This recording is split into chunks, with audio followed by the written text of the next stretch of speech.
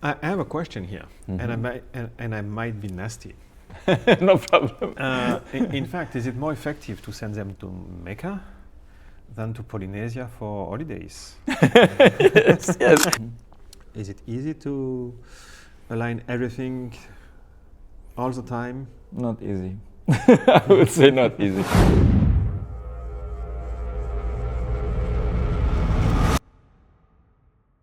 Thank you.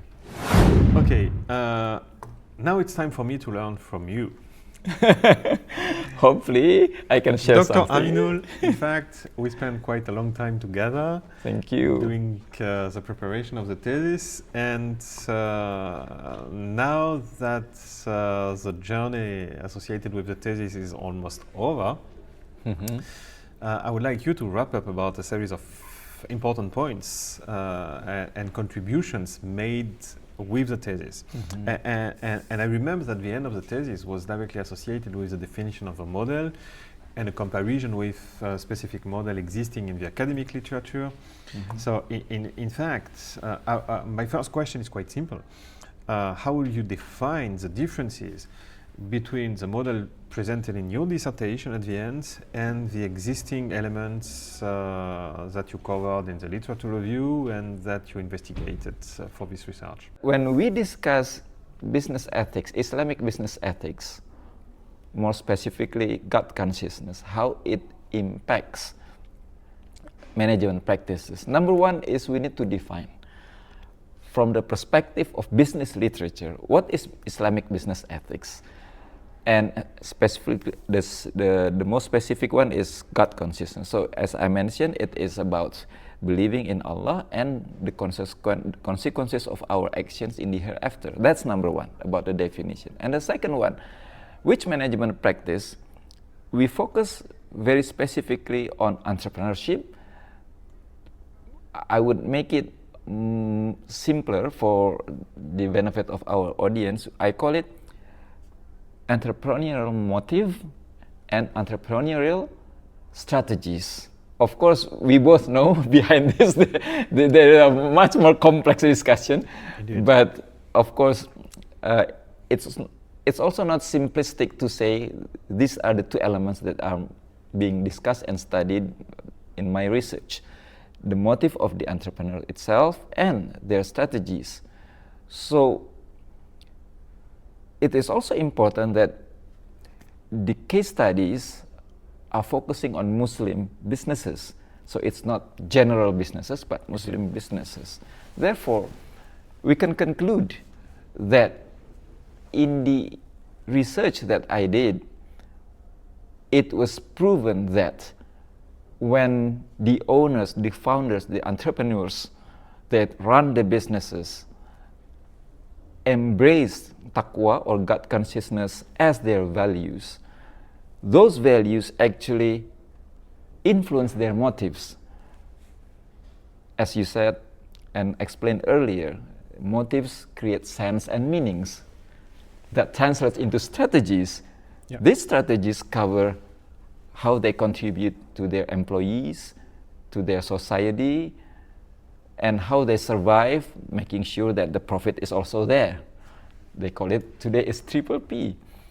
And it is also proven that when they carry out these motives and strategies, their performance, the business performance, in these two specific case studies are actually doing very well. So I think it's important for the audience to understand that we are actually working with this framework. It's leading to another question. In fact, in the response you just gave, we are driving back to the model you developed inside your thesis that is focused on entrepreneurial identities and, yes. And the originalities of entrepreneurs and the link between entrepreneurial behaviors, entrepreneurial identities, and religious beliefs, yes. For sure. What is the importance, let's say it in that way, in order to make it broad enough? What is the importance of the Islamic values associated with God consciousness in the elaboration of business strategies, especially in family businesses?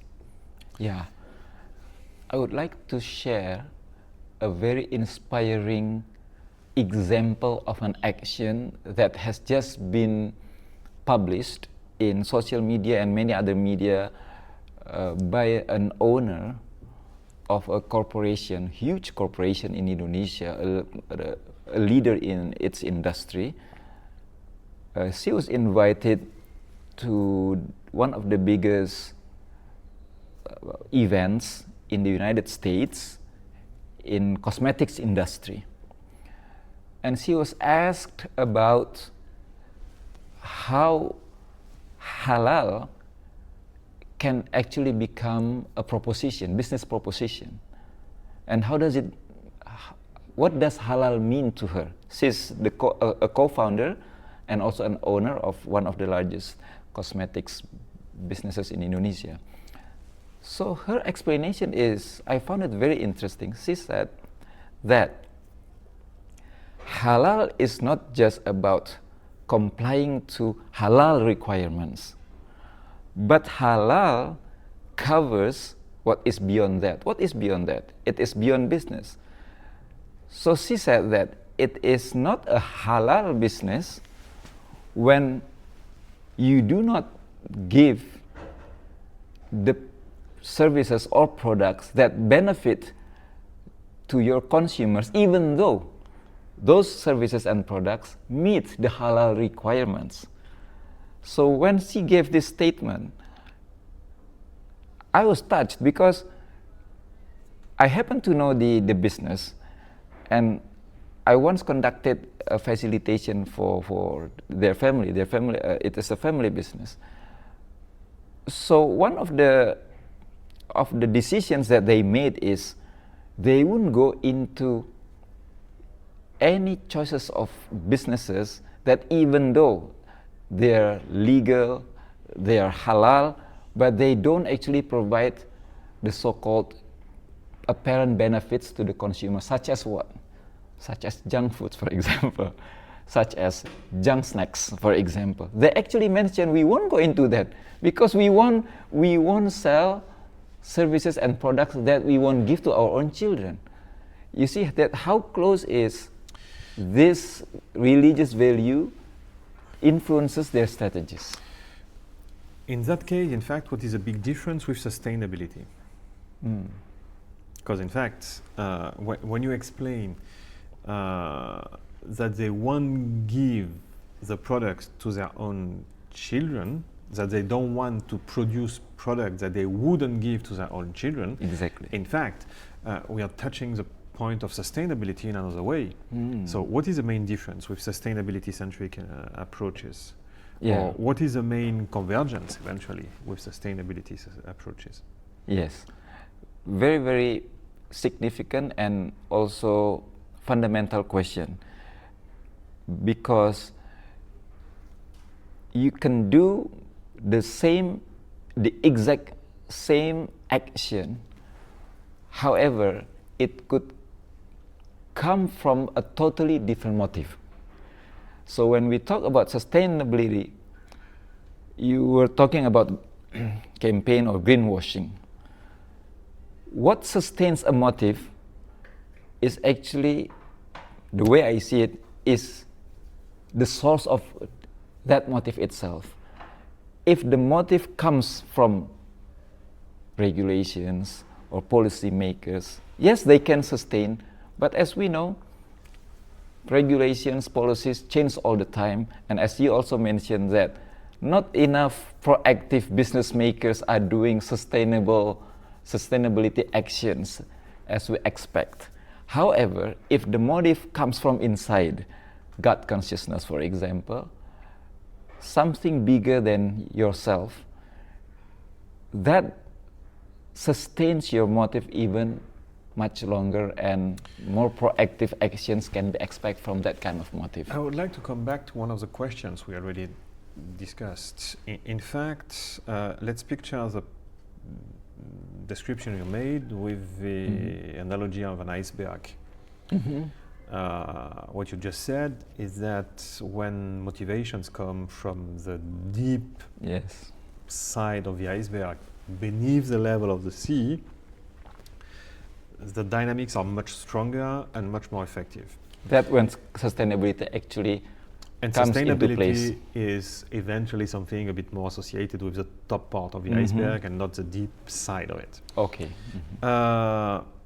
So in fact, here, it's leading directly to a question about organizational performance. Is it actually stronger when we discuss Islamic business ethics, God consciousness? How much of an impact on organizational performance? Did you check that? Yeah, this is a big homework, but we have a starting point now. The organizations or the companies which I studied have been in the establishment for more than 40 years. They've been they've been the industry leaders for many years ahead. I mean, for the last 5 to 10 years. So, understanding that we have good samples or good cases of businesses or organizations that have endured for more than 40 years, that have been leading the industry for the last 5 to 10 years and still progressing very well, we have a starting point to be confident that this case can actually be extended, and that is my homework actually, extended to other companies. That is also my mission actually. My mission is how, from this research, from the findings that we have learned, we can take the best cases, best practices to be actually shared with others. But of course, from the academic perspective, we must not conclude that based on these two, then all companies will experience the same. Obviously, if I'm back in my job as an academic, in fact, I would obviously love to work about replication issues and generalization options, etc., etc. But the immediate question that I have here is about the difficulty at balancing the search of profit and the enforcement of God consciousness in some way. Is it a difficult balance to find in a company?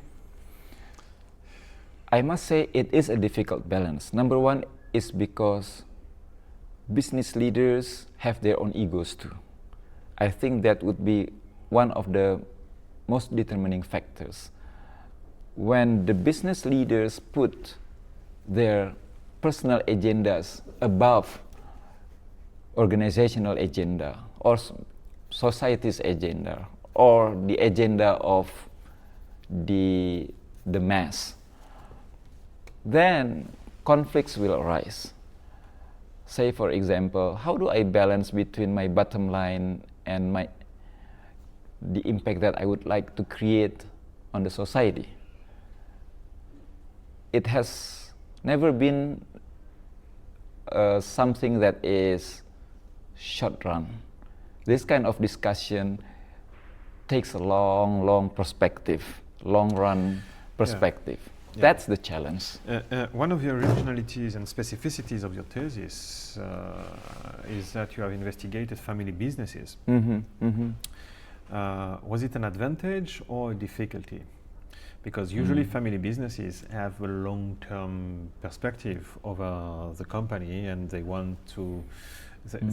They usually have a discriminating perspective, because in fact they maintain the company alive in order to make sure that the business is providing money and jobs and means for the family and for generations to come inside the family. Did you check the point very specifically during your research? Yes. This is a crucial question, and fortunately, not only the research is done on 2 family businesses in my research, and it is proven that these 2 family businesses are very personal in running their business in terms of how they translate strategies into actions. They are very personal in how their values are actually being translated into those strategies and actions. But most importantly is that we also found out that there are other family businesses, such as a case study in Turkey, for example, that was done by other researchers that studied one particular region in Turkey actually have many family businesses inside that particular region who actually embrace their Islamic values and translate those values into specific and practical business actions. It shows that I'm not alone. My research is not standing alone. So. No, it's not standing I alone. trust that. But in fact, as an academic, I would like to make sure that we discriminate between the different variables and different aspects of Exactly. the investigation. Yes. So in fact, from what we say, in fact, there are 3 options to think about. The first one is that God consciousness is directly a driver for the family businesses. Okay. The second one is that the family businesses have a long-term vision and perspective, and God consciousness is an artifact that is associated with the description of the context. And the third one, sorry if I use the wrong word, but in fact I would say God consciousness would become a turbo, overpowering and overcharging the dynamics of the family with even more potential and even more possibilities than a normal standard family business. What could you check? What could you analyze in your research about that? Yeah, I tend to agree with you because from my own observation, these 2 family businesses go way beyond the standard of other businesses in terms of translating the religious values into business actions, to the extent that probably people could easily say they're excessive, quote unquote, in terms of investing their beliefs into the business. One of the businesses or one of the companies which I studied sent 500 of their employees every year to go for pilgrimage to Saudi, to Mecca. There is no regulation to do that. There is no, say for example, a study being done by them internally to check whether if they send 500 people to Mecca every year, then the employee satisfaction, for example, employees engagement or loyalty will increase. They're not doing that kind of study either. I have a question here, and I might be nasty. No problem. In fact, is it more effective to send them to Mecca than to Polynesia for holidays? yes. No, this question is interesting because, I mean, people can interpret this action in many ways, right? But again, this needs to go back to the definition. The believing in Allah means believing in His command and believing in the consequences of the hereafter only relevant to those who believe. So when these people believe, the owners, the founders believe, their actions don't expect immediate return. They're fully aware that the Muslims employees will be very delighted and would really appreciate this action. But they also gain their own personal benefits in a sense that they gain their own what you call satisfaction in doing so. And for the people who are listening to us, this is a very important point, because it means that the main important driver here is directly associated to community. You belong to a community, and it's resonating with one of the questions you made at the beginning about the difference between European societies and countries such as Malaysia, Indonesia. In fact, the concept of community life still has a meaning in Germany, in Indonesia, in Malaysia. I see. In France, community is a concept fading away behind and coming obviously behind the individualistic behaviors. And that's a very important point, because the explanation you give here is directly associated with the fact that community life is much more important to these people than their own individual pleasure and satisfaction. In fact, they think about satisfaction at a family level, at community level. And from a business perspective, because we are both practitioners and both managers and both consulting and advising strategic decision makers, it's one of the very definitions of impact. We have an impact on communities, we have an impact on societies. Not only an impact on individuals, we have an impact on societies and communities. And it's an important point. And in order to make sure that these elements evolve in the right direction, then it's also leading back to one of the very important points you had in your research, which is the elaboration of trust. It's an important point you had, and that we discussed a lot during our debates. Yes. And in fact, it's necessary to organize activities around trust in order to involve everything inside actual managerial practices. What can you tell us about that?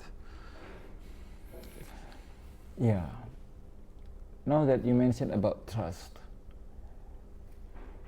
how you gain, especially leaders, how corporate leaders gain trust is basically not just by how they give directions or instructions to their people, but most importantly is by their actions, right?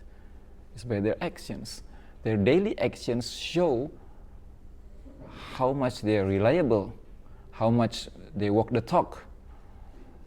So I believe that as much as you say, for example, send employees to holidays, to pilgrimage or whatsoever, but if the leaders themselves are not giving the real examples of how they behave and comply to those values, then it doesn't make sense. So to me, the trust needs to be exemplary by the leaders themselves first. Leading by example. Leading by examples, exactly. So fortunately, the leaders in these two organizations, the companies which I research, fortunately, because they're family businesses, they are the owners, they are the founders, they lead the way. When they lead the way, then people put trust in them. So that's how I explain trust. You lead the way by actions. You live the values, then people will follow those. It's an important point that you are making here, because the big challenge that we all face is directly associated with the transition between theory and practice. True. Between something we write on paper. True. In fact, if I write something on my paper, in fact, nobody will be harmed. Even if it's written with a computer, in fact, it doesn't harm anyone. True. When we change something inside a company, people have resistance, Yes. And change management, we both know about it, is Yes. tremendously difficult. Leading by example, as you said, is a very important point, how is it possible to organize a strategic change, to introduce strategic orientation, to organize a perfect consistency all the time inside the management of the company, between the entrepreneurial orientation and the identity that we have at the beginning and the different actions that you are mentioning yourself. Leading by example obviously is directly associated with actions. Is it easy to align everything all the time? Not easy. I would say not easy, especially in the noisy and busy world today with lots of distractions. Probably during 70s, 80s, the noises, the louds that you get on your daily life isn't as heavy as today. But with, you know, so much interactions between you and the world today, it's not easy to always find your deepest value and stick to it. However, the late, let's call it practices by many modern business leaders show also that in order to tap into the zone where you can find your deepest inner value, they practice many things that help them, such as meditation, such as, you know, engaging more with society, but beyond your businesses, like doing sabbatical and all that. And religious practices actually do help a lot to help leaders to be in that zone.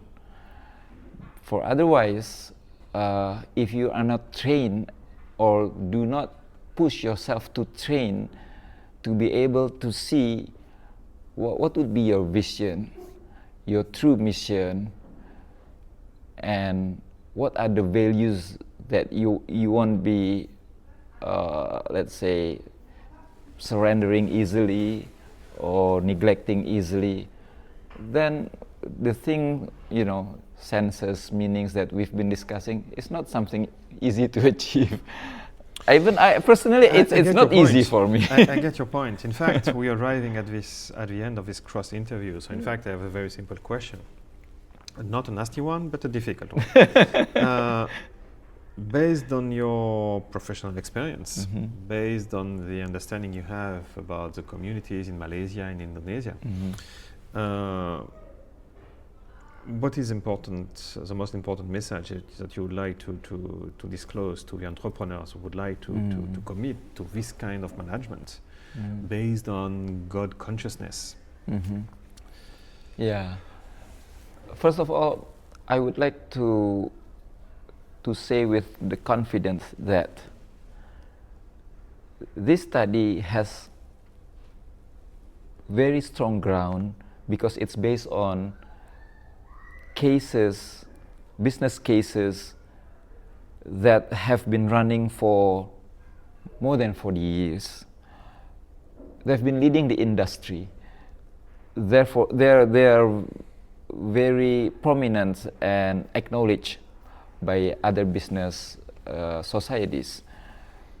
So when we are humble enough to learn, there are many things we can learn from this business case, so that the struggle that is now ongoing in these two countries, specifically because I studied in these two countries, is whether my religious value, my belief in my religion can be translated, can be practiced in my business. Of course, there are other cases that discuss about this. However, sometimes it's very much conceptual, theoretical, and people want to see, give me the case, give me a good practical. It has to be very practical. So as you mentioned, for example, about innovation, how innovation can help sustainability, because sustainability is the issue of the younger generation. So it has to be that kind of practical. One of the ways that we can show is, for example, halal innovation is not just about halal compliance, but it's about creating added values to the society. So this is practical. So when your innovation can provide that values better than your competitors, then you are there already. You are there. So you are already practicing your religious values into the business by doing that type of innovation. So, Professor, if we may encourage our audience, this conversation is going to be delivered into small messages, small productions, that each production, with your permission, is going to convey a practical message to our business leaders. We should do that. We should do that. And I'm really happy that we had the opportunity to organize this interview. I'm more there happy. are obviously many more topics to discuss. Definitely. And in fact, especially at the level of the global market that we face at the moment and the global challenges that we face in all the different countries. In fact, the topics that you address are tremendously important, and not only for your country and your communities. I have to say that we have a significantly important Muslim community in France. The message should resonate for this community as well. But much more important than the direct link to a specific religious belief in itself. It's also typically important here to understand that what we have said here is probably going much beyond the reference to God consciousness and probably easy to expand to any sort of discussion about business ethics in general. So in fact, from this respect, Dr. Aminul, your research was really interesting to follow, and the discussion is really super interesting. Thank you so much. And I really hope that we will have other opportunities to develop that. Yes, further. I hope so too. Let me put it in a simple way. We have the normal discussion that two scholars have together when they discuss cases, concepts, and when they want to advance knowledge about a specific topic. We started the journey some years ago. I was a supervisor, you were the DBA student. Today it's the end of the journey. In fact, the official end of the journey will be tomorrow, but in fact, in reality, it was some months ago. But the moment we shared today is not a defense anymore. It's a normal discussion between two scholars and two researchers working together on the same topic. So in fact, thank you so much. I thank you so much. Because I learned a lot working with you, and I'm looking forward to working further. Thank you so much. So our dear friends who follow this content, this discussion, we should appreciate Professor David Versailles. He's a very sincere person.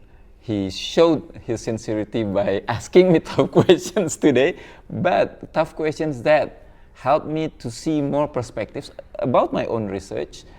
And hopefully the audience can also sense and appreciate that discussion is not being what you call lip service or artificial. How we can derive to a point is through debates, not through just, It's a very nice step towards publications, very nice steps towards more academic papers, and a very nice step towards more insightful elements for the different people who are listening to us in their different functions and responsibilities inside the company. So in fact, I really hope that there are many more podcasts to come when we have advanced our research together. I hope so too.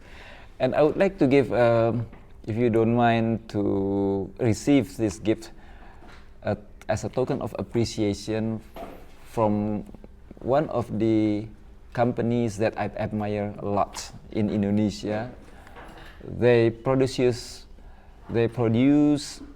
lots of good stuff, but one of the latest innovation that they have is actually perfume. As we know, France, or probably Paris most specifically, produces the best perfumes in the world. France. France. They claim it. Yeah. No. I also found it that way.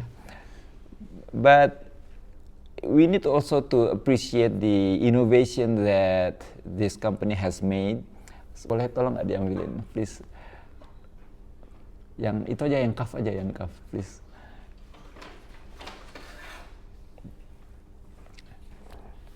Sini nggak apa-apa. Okay. So about 3 months ago, I was given a set of perfumes that was just came out from their innovation. To be honest with you, I had the doubt because local perfumes had never actually satisfied me in terms of the scent as well as how it lasts long. Never. But when I received the gift from the owner of this company, it surprised me because the scent and it very lasts long satisfied me very much. So I would like to present this to you. Hopefully, even though your standard as a French must be very high, but I'm quite confident that this innovation is going to satisfy you. Thank you so much. Thank you so much. Thank you so much for your Thank you so much. for your time.